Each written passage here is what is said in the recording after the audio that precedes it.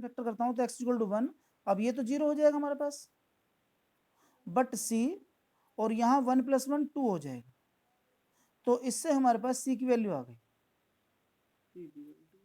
c is equal to 1/2। ये बहुत आसान तरीका है। अब अगर मैं और पार्ट करता हूँ, 0 मेरे पास हो नहीं रहा है, तो मुझे क्या करना है, मैं आपको बताऊं कंपेयरिंग करनी है। इधर x² की पावर है ही नहीं लेफ्ट हैंड साइड में, और राइट हैंड साइड में ax² मीन्स a आ रहा है, प्लस cx² मीन्स c आ रहा है। कोफिशिएंट कंपेयरिंग करी गई है, और इससे मालूम होता है कि a is equal to -c is equal to -1/2। अब आपको कांस्टेंट की कंपेयरिंग कर लेनी चाहिए, क्योंकि b कांस्टेंट के साथ आ रहा है, तो आप कांस्टेंट कंपेयरिंग करते हैं, इधर कांस्टेंट है ही नहीं टर्म, इधर b माइनस का है और उधर c है। जब आप इसकी कंपेयरिंग करते हैं तो b is equal to c आ जाता है, और c का मतलब 1/2। इस तरह से आपके पास तीनों पार्ट आ गए। अब आपको क्या करना है, इन तीनों पार्ट को उस वैल्यू में पुटअप कर देना है। मैं लिख रहा हूँ, ध्यान से देखना, 1/2 x, ध्यान रखना a हमारे पास माइनस का है, तो मैं इसे माइनस में ही लिखूंगा, x प्लस 1/2 b की वैल्यू है upon x² plus 2 as integral with respect of x, and वो कांस्टेंट टर्म है c की वैल्यू 1/2, आप उसे बाहर रख लीजिए dx, यस, और यहाँ आ जाएगा x - 1।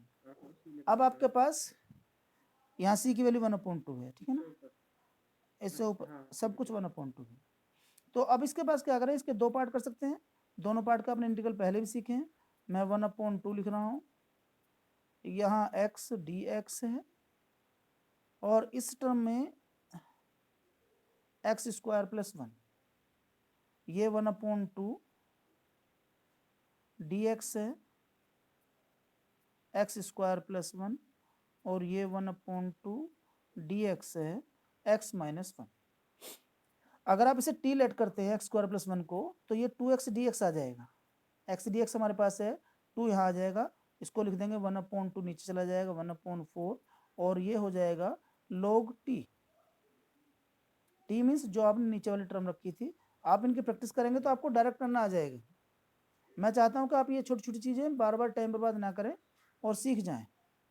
इसमें आपने डायरेक्ट फॉर्मूला जानते हैं, x² प्लस a², ये x² plus 1 tan inverse x का फॉर्मूला होता है। कोई एक बच्चा कॉल कर ले देव को, देव शायद प्रेजेंट में नहीं है, कॉल इसने ओपन कर रखी है, और log x - 1, अनुष्का एरिया, हाँ अनुष्का एरिया, कोई भी कॉल कर ले या मैसेज कर सकता है अगर देव को मेरी आवाज़ क्लियर हो रही है, ठीक है। ये आपका इंटीग्रल हो गया। हाँ, देव को कॉल करके देखो वो कहाँ है।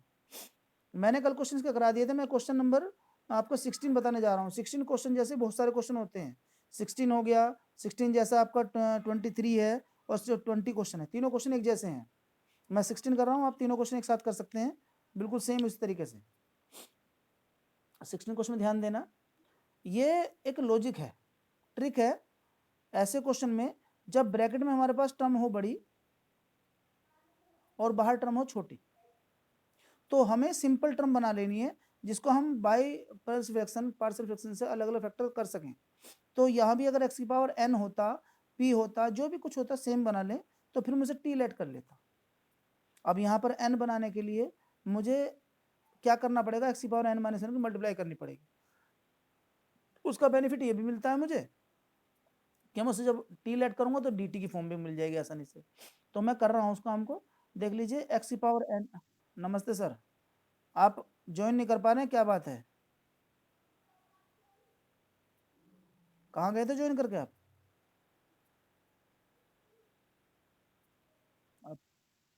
उधर कहाँ, मिल गया, बात होगी। हाँ हाँ, मतलब आप अपने आप को धोखा दे रहे हैं, चलिए कोई बात नहीं, हमें लगा आपने ज्वाइन कर रखा है। अब मैंने क्या किया, अगर मैं इसे टी लेट कर लूँ, okay sir, okay okay okay, गलती हो गई, ओके, चले पढ़ाई पे ध्यान दे लेते हैं। अगर मैं x की पावर n को t ले लेता हूँ, तो n x की power n - 1 dx is equal to dt हो जाएगा। मुझे पास ये वाली टर्म्स है, X power N minus one D X. 1/n इधर आ जाएगा, मैं इसको लेट कर रहा हूँ यहाँ 1/n की फॉर्म में, और ये डी टी, ये टी, और यहाँ t प्लस वन। आपको मालूम है इसका इंटीग्रल पार्शियल फ्रैक्शन करना है, तो कैसे करेंगे, a/t plus b/t plus one dt integral और सबके साथ 1/n। ये स्टेप साथ साथ चलते रहने चाहिए। इससे क्या होता है, अगर हमें 1/n नहीं लिखते हैं, पार्शियल फ्रैक्शन करते हैं, तो ये 1/n हमारा मिस हो जाएगा, और मिसिंग टर्म में आंसर लिखा जाएगा, ध्यान रखना वहाँ, क्योंकि हम इसकी वैल्यू पुट करते हैं और फिर आंसर गलत हो जाएगा, हमें लगेगा हम लिखे आए हैं और वो छोड़ देते हैं। इसलिए कोई भी टर्म छोड़े ना, चलते रहे साथ साथ। अब मैं पार्शियल फ्रैक्शन करता हूँ, तो this is equal to 1 numerator इधर वाला, और राइट हैंड वाला न्यूमरेटर है a t plus one B T, केवल कंपेयरिंग करी जा रही है, और यहाँ पर t वैल्यू 0 पुट करी तो a की वैल्यू 1 आ गई, और अगर t की वैल्यू -1 रखी तो b की वैल्यू -1 आ गई। किसी को कोई दिक्कत तो नहीं है? यहाँ इन दोनों बातों को समझना ध्यान से, कि मैंने t की वैल्यू 0 पुट की बोथ साइड, इधर तो कांस्टेंट है, कोई दिक्कत नहीं है, 1 ही आएगा, और ये 0 हो जाएगा तो 0 + 1 a, और a की वैल्यू 1 आ जाएगी। नेक्स्ट में t की वैल्यू -1 क्यों रखी, मालूम है आपको, 0 बनाना था इसे, तो -1 रखूँ तो 0 हो जाएगा, b की वैल्यू -b और यहाँ 1, सो b = -1। आप इसको यहाँ पर पुट कर सकते हैं, ये डायरेक्ट आंसर फॉर्म में आ जाएगी। मैं इसे 1/n की फॉर्म में लिख रहा हूँ यहाँ पर। बेटा b की वैल्यू को t की वैल्यू -1 रख लो, -1 रखूँ तो 0 हो जाएगा, और ये -b, जब मैं इसे रखूंगा तो ये 1/n बाहर है, कॉमन ले लेता हूँ मैं इसे, a की वैल्यू आपके पास 1 थी, तो 1/t का मतलब log t x⁴n हमने लेट करा था ऊपर, प्लस 1/n, और ये क्या था -1, तो -1 में माइनस लिख दीजिए बाहर, या यहीं लिख दीजिए ब्रैकेट में, और ये आ जाएगा log t यानी कि x⁴n प्लस 1। अब यहाँ पर एक लॉजिक आता है, बच्चे छोड़ देते हैं इसे, प्लस सी, कि सर हम यहाँ छोड़ दें, अगर आप कर सकते हैं तो करना चाहिए, 1/n कॉमन ले लें, और ये log m - n है, प्रॉपर्टी को अप्लाई करें, log n/n x⁴n प्लस 1। कोशिश करें पूरा आंसर लिखने की। क्वेश्चन नंबर मैंने बताया जो आपका ये 17 है, इसमें साइनस को टी रखो, हिंट में दे रखा है, और आपके पास सिंपल क्वेश्चन हो जाएगा। क्वेश्चन नंबर 19 और 18 दोनों एक जैसे हैं, मैंने करने जा रहा हूँ, दोनों देखना ध्यान से। अरे ये कहाँ जगह हो गई, धोखा हो रहा मेरे साथ।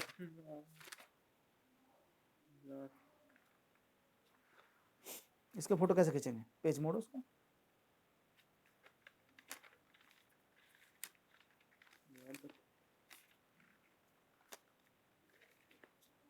चलिए। क्वेश्चन नंबर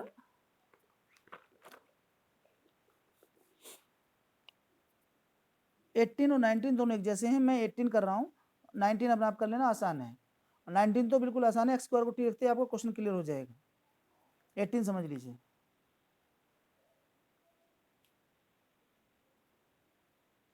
क्वेश्चन लिखा हुआ है x² plus 1 x² plus 2 x² plus 3 और x² प्लस 4। देखिए पावर दोनों की 4 बन रही है, डिग्री 4 है, न्यूमरेटर और डिनोमिनेटर, इम्प्रॉपर फ्रैक्शन है, और यहाँ पर ये बड़ा हो जाएगा क्योंकि सेम ऑर्डर में है, और जब सेम ऑर्डर में हो तो आप उसे सिंपल रिड्यूस कर दीजिए। अभी आप इंटीग्रल नहीं कर रहे हैं, अभी केवल उसे रिड्यूसिंग फॉर्म में ला रहे हैं, और रिड्यूसिंग फॉर्म में लाने के लिए आपको उसे इस तरह फॉर्म में लाना है कि वो सिंप्लीफाई हो जाए। तो सिंप्लीफाई करने के लिए आप इसे डिवाइड कर दीजिए, y² 3y plus 2 and next y² plus 7y plus 12। अब लोग डिवाइड करते हैं, मैं कहता हूँ डिवाइड नहीं, आपको अपने ट्रिक यूज करनी चाहिए। अगर मैं ऊपर न्यूमरेटर बना दूं ऊपर तो प्लस माइनस करना पड़ेगा और वो न्यूमरेटर डिवाइड होकर 1 हो जाएगा। मैं बिना डिवाइड करे आपको सिखा रहा हूँ, कोशिश करना सीखने की। Y square 7y plus 12, 7y यहाँ 3y था, मैंने एक्स्ट्रा क्या लिखा 4y, तो माइनस 4y करिए, माइनस 4y और कितना एक्स्ट्रा लिखा 12, 10, 10 यहाँ मैंने माइनस कॉमन ले लिया बाहर, तो इसलिए मैंने इसको एक साथ लिख लिया। अगर आप इसे डिवाइड करते तो भी इसको रिमाइंडर फॉर्म में यही लाते, ठीक है ना। इससे आपको क्या हुआ, ये 1 हो गया हमारा, तो इसे आप ऐसे लिख पाएंगे प्रॉपर फॉर्म में 1 माइनस 4y प्लस 10 और y स्क्वायर 7y प्लस 12। याद रखना अभी मैं y के साथ ही फैक्टर कर रहा हूँ, बाद में जब इंटीग्रल करूंगा, क्योंकि इंटीग्रल में एक्स स्क्वायर को जैसे ही लेट करूंगा उधर वहां पर dx की वैल्यू लिखनी पड़ेगी, वो x के रेस्पेक्ट में चल रहा है, इसलिए यहाँ पर लॉजिकल है, इसे पूरा सोल्व कर लीजिए। अब मैं यहाँ लिख रहा हूँ 4y minus plus 10 is equal to, इसके फैक्टर हो सकते हैं वहां दोबारा, मैं पूरा लिख रहा हूँ इसे क्योंकि अभी आपको दिक्कत ना हो, y plus 3 y plus 4 a upon y plus 3 b upon y plus 4, this is 4y plus 10 a y plus 4 b y plus 3। इसको आपको बताने की जरूरत नहीं बार बार क्यों कर रहा हूँ मैं ऐसा। अब जीरो करने के लिए भी समझना, अपने आप समझना मैंने क्या लिखा है, मैंने इस टर्म को जीरो बना दिया, तो क्या रखा होगा y की वैल्यू मैंने -4 रखी होगी, -4 रखूंगा तो ये 16 हो जाएगा और यह -6 बचेगा, यहाँ -4 रखूंगा तो हो जाएगा 1 माइनस का b is equal to minus यहाँ पर, और हमारे पास इससे वैल्यू आ जाएगी b इज इक्वल टू 6। किसी को कोई दिक्कत हो बता देना मुझे। अभी मुझे इसे जीरो बनाना है तो आप खुद समझ सकते हैं, -3 रखनी पड़ेगी, -12 हो जाएगी, 2 बचेगा माइनस का, यहाँ पर -3 + 1 तो a की वैल्यू -2 आ जाएगी। और अब मैं इस वाले पार्ट को मीन्स आप इसे इक्वेशन को लिख सकते हैं एज अ 1 फ्रॉम 1, यहाँ लिखना फ्रॉम 1, पहले पूरा क्वेश्चन लिखना है आपको, x square plus 1 x square plus 2 x square plus 3 x square plus 4 का integral with respect of D x, यहाँ लिखेंगे 1 डी एक्स, आगे लिखा था माइनस, यहाँ पर a की वैल्यू थी -2 अपॉन, याद रखना मैंने सब कुछ dx में ले आया हूँ, तो a के नीचे था हमारे पास एक्स वाई प्लस 3, लिखिए यहाँ पर x square plus 3 D x, क्योंकि फिर ये माइनस सबके साथ था पूरे ब्रैकेट में, तो यहाँ पर -6 डी एक्स और यहाँ एक्स स्क्वायर प्लस 4, इसको दोबारा यहाँ सोल्व करना है, एक्स ये प्लस हो जाएगा 2 और ये एक्स स्क्वायर प्लस √3 का स्क्वायर है, a square plus x square tan inverse x upon a होता है, ठीक है ना, 1 upon tan inverse 1 upon a tan inverse x upon a. ये आपको फॉर्मूले तब तक लर्न नहीं होंगे जब तक आप इनको बार बार अप्लाई नहीं कर लेंगे। इंटीग्रल के फॉर्मूले कभी लर्न नहीं होते अगर आप उन्हें अप्लाई करना नहीं सीख लेते हैं, ध्यान रखना ये बात, आप इन्हें बार बार अप्लाई करें वैसे लर्न होते नहीं है। ये 6 सेम फॉर्मूला है 1 अपॉन ए और tan इनवर्स एक्स अपॉन ए प्लस सी, आप चाहो तो इन दोनों में फॉर्मूला लगा सकते हो, अगर सेम कुछ कॉमन होता तो प्रॉपर्टी लगा लेता, यहाँ कुछ नहीं होना तो इसे ऐसे ही अलग अलग लिख दो और ये आपका आंसर आ जाएगा, ये हमारा 3 हो जाएगा, ये 2 अपॉन √3 आपका आंसर हो गया है। क्वेश्चन 19 बिल्कुल आसान है, उसमें एक्स स्क्वायर को टी रखना और 2x dx dt हो जाएगा। क्वेश्चन 20 में x की पावर 4 है, मैं भी क्वेश्चन ऐसा करा चुका हूँ x की पावर n वाला, बट मैं आपको सब ट्रिक दे रहा हूँ, आप देख लेना, एक लाइन हो जाएगी बस यहाँ पर, यहाँ x है, यहाँ x की पावर 4 -1, अगर आप x की पावर 4 बनाएंगे इसको तो इसके लिए आपको मल्टीप्लाई करनी पड़ेगी x की पावर 3 की, x की पावर 3। अब हमारे पास ये x की पावर 4 हो गया है। अगर आप इसे t लेट करेंगे, इसको आप t लेट करेंगे तो ये dt हो जाएगा, 1/4 बाहर आ जाएगा और यहाँ t माइनस 1, और इसको आप आसानी से सोल्व कर सकते हैं। मैं इसे यहीं छोड़ रहा हूँ। क्वेश्चन नंबर 22 बिल्कुल सिंपल है, अभी ऐसे क्वेश्चन आप कहीं कर चुके हैं। 23 भी सिंपल है। मैं जो नेक्स्ट फॉर्मूला है वो सिखाने जा रहा हूँ, नाम है इंटीग्रेशन बाय पार्ट्स। इंपॉर्टेंट चीज़ है, और आपको जितने भी क्वेश्चन होते हैं मीन्स ट्रिकी क्वेश्चन या डेफिनेट इंटीग्रल में, वहाँ पर आपको इंटीग्रेशन बाय पार्ट्स का यूज होता है। सबसे पहले फॉर्मूला इंटीग्रेशन बाय पार्ट,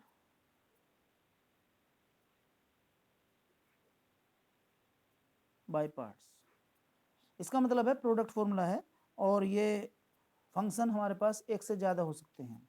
तो दो फंक्शन होंगे हमारे पास, एक f(x), एक g(x), और हमें इसका इंटीग्रल करना पड़ेगा। जब हम इसका इंटीग्रल करते हैं तो हमें सिंपल रूल समझिए कि किसी एक को फर्स्ट और दूसरे को सेकंड लेट कर लेते हैं। ये आपकी चॉइस है कि फर्स्ट किसे लेट करें और सेकंड कैसे, बिकॉज कॉम्पिटिटिव होता है product of a functions, A B and B A equal होता है। तो यहाँ पर आप लिखेंगे first as it is, second का इंटीग्रल, माइनस फर्स्ट का डिफरेंशिएशन, सेकंड का इंटीग्रेशन, होल इंटीग्रेशन। ये फॉर्मूला है। ये फॉर्मूला लगता टफ है लेकिन आसान है। जब तक आप इसे यूज करेंगे, मेरे ख्याल से 10 क्वेश्चन करिए आप, 10 क्वेश्चन में आपको फॉर्मूला लर्न हो जाएगा और प्रैक्टिस भी हो जाएगी। फर्स्ट सेकंड में कंफ्यूजन होता है कि किसे लेट करें, उसके लिए एक हिंट बनाया गया है। वैसे कोई पर्टिकुलर ऐसा रूल नहीं है कि आप ले ही, ये इसे बस समराइज करने के लिए है, आई लेट। इसका कोई स्टैंडर्ड रूल नहीं है और ना ही से एप्लीकेबल कर सकते हैं, लिख सकते हैं। ये आपके लिए हिंट है, बस आपकी एंट्री के लिए या आपको जल्दी से लेट करने के लिए। किसको लेट करें? आई लेट का मतलब inverse, logarithm, algebraic, trigonometric, exponential. तो मीन्स EX वाले क्वेश्चन सबसे लास्ट में माने जाने हैं, उसको भी कोई सोचना ही नहीं है। EX वाले क्वेश्चन जिसमें EX दे रखा है उसको सबसे लास्ट में रखें, बाकी कोई भी फंक्शन वो पहले रखा जाएगा। एक बात, एक इससे लॉजिक निकल आता है EX वाला। एक क्वेश्चन ऐसा होता है कि आपके पास EX की टर्म होती है और ब्रैकेट में आपको दो फंक्शन मिलेंगे प्लस माइनस में। आपको उनमें फंक्शन में इस तरह का रिलेशन बनाना है, f(x) होगा, दूसरा f'(x) होगा, और इसका इंटीग्रेशन करना होगा। ये आपकी टर्म सिंगल हो, टिपिकल फॉर्म में हो, मल्टीप्लाई में हो, कुछ भी फॉर्म में हो सकती है, जिसके आपको पार्ट करने हैं और इस तरह की फॉर्म बनानी हो तो डायरेक्ट ये फॉर्मूला अप्लाई कर सकते हैं आप, is equal to EX f(x) plus c। इसके लिए मैं आपको इसे थोड़ा समझा देता हूँ, कोई दिक्कत नहीं है, बहुत आसान है। आप समझिए, ये मुझे लाना है और मुझे ये दे रखा है। मैं इसके लिए क्या करता हूँ, इसको दो बार तोड़ लेता हूँ, EX f(x) plus EX f'(x), इसका इंटीग्रल, इसका integral with respect of x। अब मैं केवल इस वाले का इंटीग्रल कर रहा हूँ, इसे ऐसे टर्म को लास्ट में लिख दूंगा। समझिए, मैंने बताया EX को कभी भी फर्स्ट में नहीं लेते हैं। पहला function as it is, EX का इंटीग्रल भी EX ही होता है, माइनस फर्स्ट का डिफरेंशिएशन, डिफरेंशिएशन भी EX ही होता है, सेकंड का इंटीग्रेशन का इंटीग्रेशन। अब आपके पास ये है और हमारे पास क्वेश्चन लिखा हुआ है दूसरा, प्लस EX f'(x) dx।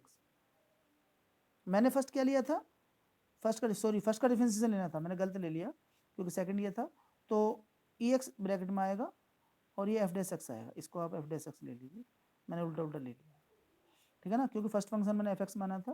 तो f'(x) और EX का इंटीग्रेशन EX ही होगा और ये दोनों टर्म कट जाएंगे क्योंकि इसका इंटीग्रेशन चल रहा था। हाँ, ये इसका इंटीग्रेशन, दोनों कट जाएंगे और आपका आंसर आ जाएगा ई एक्स प्लस सी भी लगा देना। तो ये इसी से बनाया गया फॉर्मूला, तो इसमें कोई लॉजिक वाली बात नहीं है, डायरेक्ट लिख सकते हैं वहाँ पर, क्योंकि यहाँ तो आपको लग रहा है एफ एक्स मैंने लेट किया है, लेकिन वहाँ कभी कभी एफ एक्स इतना बड़ा फंक्शन हो जाता है कि उसको डिफरेंशिएशन दिखाने में दिक्कत आती है। तो अगर जैसे वो टेन स्क्वायर एक्स है, टेन एक्स हो गया, वन प्लस एक्स स्क्वायर है, लोग टेन इनवर्स एक्स हो गया, क्वेश्चन होंगे बहुत सारे, करूंगा मैं इसके। और बस यही दो फॉर्मूले हैं बाई पार्ट्स में, इनका बहुत यूज होता है। ई एक्स वाले क्वेश्चन मोस्ट इंपॉर्टेंट है, करना सारे, छोड़ना मत, एग्जाम्पल एक मत छोड़ना। मैं कल आपको जब क्लास होगी हमारी ऑफलाइन होगी, और रिया के हम 12 o'clock की है, कोई दिक्कत चेंज नहीं है उसमें, आज की थोड़ी मजबूरी थी। अब आप एक्सरसाइज पर आ जाइए, एक्सरसाइज है 7.6 और पेज नंबर है 327।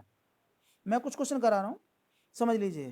पहला एक्स साइन एक्स, दूसरा एक्स साइन 3x, फिर आपके पास एक ट्रिग्नोमेट्रिक के साथ है, दो लॉग के साथ हैं, ई एक्स के साथ हैं, और फिर इनवर्स के साथ हैं। ये 4 तरह के फंक्शन दे रखे हैं। पहले पेज पर 15 क्वेश्चन है, मैं एक क्वेश्चन कर रहा हूँ जितना हो जाता है। पहला क्वेश्चन में सेकंड नंबर पर कर रहा हूँ। क्वेश्चन हमारे पास है एक्स साइन 3x। आपका पहला काम है चॉइस लेना कि फर्स्ट किसको लेट करें। रूल मैंने बताया आई लेट, आई में इनवर्स नहीं है, ए है, एल है, एल में लोगरिथम भी नहीं है, एल्जेब्रिक है, ट्रिग्नोमेट्रिक है, ए टी, वहाँ पर ध्यान दें, ए टी, ए पहले लिखा हुआ है, एल्जेब्रिक को फर्स्ट करेंगे तो इसको फर्स्ट ले लेंगे। आप चाहो तो रोमन नंबर में से लिख सकते हो, कोई दिक्कत नहीं है। अब मैं कर रहा हूँ फर्स्ट एज इट इज। अच्छा, आप समझिए एल्जेब्रिक को पहले क्यों लिया गया, लॉजिक समझिए कि जब मैं इसका इंटीग्रल करूंगा सपोज करो, तो इसका इंटीग्रल एक्स स्क्वायर बाई 2 हो जाएगा, अगली बार एक्स स्क्वायर क्यूब बाई 3 हो जाएगा, और ये टर्म बढ़ती चली जाएगी। जब इसका डिफरेंस करूँगा 1 आ जाएगा, तो ये खत्म हो जाएगा। तो हम करते हैं कोशिश कि टर्म एलिमिनेट होती चली जाए और हमारा क्वेश्चन खत्म हो जाए, इसलिए इसे एल्जेब्रिक को पहले लेते हैं क्योंकि इसे डिफरेंशिएशन करना होता है। X as it is, sine 3x का इंटीग्रल कोस 3x अपॉन 3, वो भी माइनस में। किसी को फॉर्मूले में कंफ्यूजन नहीं होना चाहिए। माइनस एक्स का डिफरेंशिएशन कोस 3x अपॉन 3, माइनस में था, होल इंटीग्रेशन माइनस एक्स कोस 3x अपॉन 3, और यहाँ पर 1/3 एज इट इज कांस्टेंट थी, कोस का साइन 3x अपॉन 3 प्लस सी, खत्म हो गया इंटीग्रेशन। चलिए दूसरा कर लेते हैं, log x। एक है x log 2x, एक x स्क्वायर log x, मैं x स्क्वायर log x वाला कर लेता हूँ। Question number 6, x square log x dx। आइए वापस आई लेट पर, पहला फॉर्मूला log पहले आ रहा है, ये फर्स्ट, ये सेकंड। अब आप कहेंगे इससे क्या फायदा हुआ, log x का 1/x होता है और x की टर्म को एलिमिनेट कर देगा, ठीक है, वो अलजेब्रा में कन्वर्ट हो जाएगा क्योंकि log x का इंटीग्रेशन होता ही नहीं है, ध्यान रखना। First as it is, second का इंटीग्रेशन, आपको दिखाना नहीं है कुछ भी, वहाँ वो फॉर्मूला लिखा है मैंने, वो तो मैं आपको समझाने के लिए लिखा है। माइनस log x का डिफरेंशिएशन, इसका एक्स क्यूब अपॉन 3 का इंटीग्रेशन, वापस x cube upon 3 log x minus 1/3 x cube upon x square integration x cube upon 3 plus C, इसे एडजस्ट कर लेना, 9 आ जाएगा और सोल्व हो जाएगा। अब क्वेश्चन है हमारे पास 7, 8, 9 जो भी इनवर्स में है, इनवर्स के 4 क्वेश्चन ऐसे ही हैं और बाकी में लॉजिक लग रहा है। तो मैं इन 4 में से कोई एक क्वेश्चन ले लेता हूँ, होल स्क्वायर ले लेता हूँ, थोड़ा टिपिकल वाले टर्म में है, ये बाकी तो सिर्फ सिंपल है, लेकिन होल स्क्वायर में सिंगल टर्म है, चलो मैं पहले 3 7 8 9 में से एक ले लेता हूँ, 10 वाला ले लेते हैं, कोई सा भी ले लो, मर्जी है आपकी, सब एक जैसे ही हैं, सब में एक ही लॉजिक लगाना है। Question number 8, x tan inverse x। अब आप समझ सकते हैं कि इनवर्स फंक्शन ये है, सबसे पहले लेना होता है। अगर आप इसे लेंगे तो भी कोई दिक्कत नहीं है, नहीं लेंगे मैं दूसरा तरीका बताऊंगा, दोनों तरीके से करते हैं, हमारे पास समय होगा तो कर पाएंगे इसे, ठीक है ना। First second, first as it is x का integral x square by 2 minus differentiation of tan inverse x as 1/1 plus x square upon 2 integration of x का whole integration x square upon 2 tan inverse x minus 1/2 constant. और अब आप इसमें कोई logic लगा सकते हैं क्या? ये क्वेश्चन आपने बहुत बार करे हैं मेरे ख्याल से, तो मुझे ऐसा लगता है 1 प्लस कर दूं और 1 माइनस कर दूं, इससे बेहतर तो कोई तरीका है नहीं मेरे पास। कर सकते हैं आप, अगर नहीं कर सकते तो फिर दिक्कत नहीं, कुछ नहीं है। X square upon 2 tan inverse x, इसको अलग अलग ब्रैकेट में कर दीजिए, 1 अलग अलग कर देना था मुझे, चलो माइनस माइनस प्लस हो जाएगा और प्लस का 1/2, यहाँ dx और 1 plus x square upon 2 tan inverse x। आप जानते हैं दिस इज 1/2 x, 1 आ गया था और 1 dx का x होता है, और ये फिर tan इनवर्स x हो गया, 1/2 tan इनवर्स x प्लस सी। याद रखना जब कभी दो होमोजेनियस टर्म लिखी हो, मीन्स ए की मल्टीपल की टर्म, ऐसे ट्रिग्नोमेट्रिक टर्म है यहाँ पर tan इनवर्स x दोनों में कॉमन है, तो आप इन्हें एक साथ लिख दिया करें, ऐसे अलग अलग रखें, क्वेश्चन सिंपल हो जाता है। मैं लिख रहा हूँ इसे, आप इसे लिख सकते हैं 1/2 tan इनवर्स x कॉमन ले लीजिए,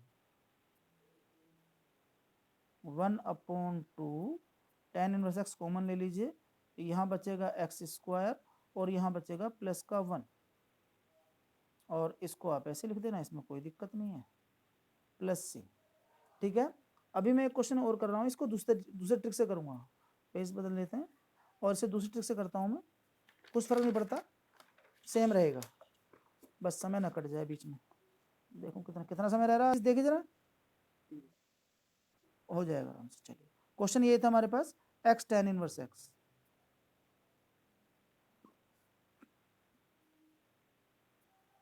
इसमें क्या करते हैं हम, tan इनवर्स x को t ले लेते हैं।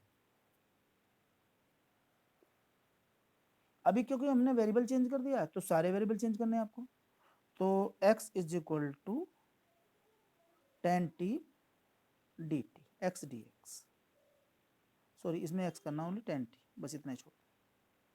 और अब ये dx इज इक्वल टू क्या हो जाएगा, sec स्क्वायर t dt। ये वाली चीजें आपको कन्वर्ट करनी होती हैं, तो मैं इसे लिख रहा हूं, x हमारा tan t,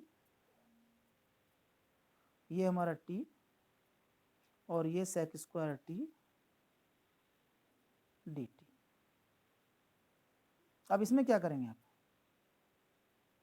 ये हमारे पास फिर वो एक लॉजिकल क्वेश्चन चला गया, अगर मैं tan t को ले लेता हूँ p तो sec स्क्वायर t में वापस लाना पड़ेगा, तो ये थोड़ा बड़ा हो जाता है, तो ये उसमें लेते हैं जब हमारे पास इनवर्स के फंक्शन में पावर हो, tan इनवर्स x का स्क्वायर हो, क्यूब हो, बड़ी पावर हो, और उसका फिर हम सोल्व ना कर पा रहे हैं, तो उसके लिए लेते हैं, इसलिए इसमें लॉजिक को वहाँ पर छोड़ देते हैं क्वेश्चन नंबर 10 के लिए। क्वेश्चन नंबर 10 में लॉजिक लगाऊंगा और वहाँ आपको समझा दूंगा क्वेश्चन, क्योंकि यहाँ पर क्वेश्चन वैसे टिपिकल हो जाए, वो छोटा था, वो डायरेक्ट हो सकता है। क्वेश्चन नंबर 10 देखिए, साइन इनवर्स एक्स का होल स्क्वायर, क्यूब भी हो सकता है वो, और बड़ी टर्म्स भी हो सकती थी, कोई दिक्कत नहीं है, तो बड़ी पावर हो वहाँ पर, तो आप इस टर्म्स को टी की लेट कर लें, क्योंकि आप इसका इन्वर्स तो इंटीग्रल तो कर नहीं पाएंगे, तो इसलिए इसको हमने लेट कर लिया टी, और ये हो गया 1x sine T, D X is equal to cos T D T. क्योंकि हमें ये टर्म एलिमिनेट करनी थी, और अब हमारे पास जब इसे x को खत्म करेंगे तो dx को भी खत्म करना होता है। तो यहाँ टी स्क्वायर कोस टी डी टी, और ये क्वेश्चन आपको पता कैसे हो गया है? क्वेश्चन नंबर आपके पास मान लीजिए सेकंड वाला हो गया है, बस एल्जेब्रिक है, दिस इज एल्जेब्रिक और दिस इज ट्रिग्नोमेट्रिक। तो आप क्या करेंगे, इसे फर्स्ट लेंगे, इसे सेकंड लेंगे। कभी कभी क्वेश्चन साइक्लिक फॉर्म में आ जाता है, मैं भूल गया थोड़ा बताना।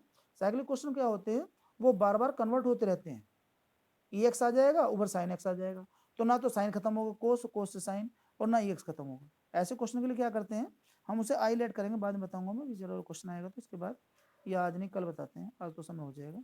टी स्क्वायर कोस टी हम क्या करेंगे, इसमें first as it is, second का integration sine t minus first का डिफरेंशिएशन, सेकंड का इंटीग्रेशन और dt का whole integration.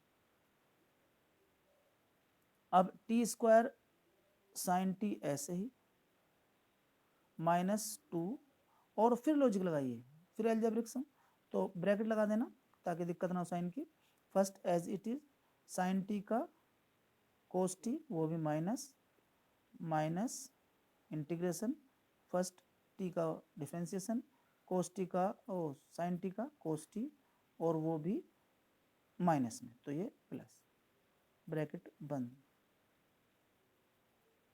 T square sine T, ये माइनस माइनस प्लस हो जाएगा, 2t कोस टी, ये माइनस हो जाएगा यहाँ पर, -2 हमारा रहेगा साथ इसके, और कोस टी का हो जाएगा साइन टी प्लस सी। याद रखना टी आपके पास था ही नहीं क्वेश्चन में, यहाँ छोड़ मत देना, ये क्वेश्चन को वापस लाना है हमें। तो अभी आप साइन टी यहाँ पर दिख रहा है और साइन टी यहाँ पर भी दिख रहा है, तो दोनों को एक साथ लिख लीजिए। मैं लिख रहा हूँ sine T common, T square -2 sorry 2 sine T था, और यहाँ पर 2t कोस टी प्लस सी। वापस लाने सारी चीजें हैं, साइन टी को वापस लिखिए, वहां था x, और T square sine inverse x का होल स्क्वायर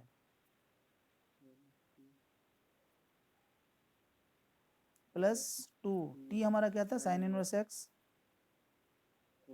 और कोस टी क्या हो जाएगा, 1 - x² का स्क्वायर प्लस सी।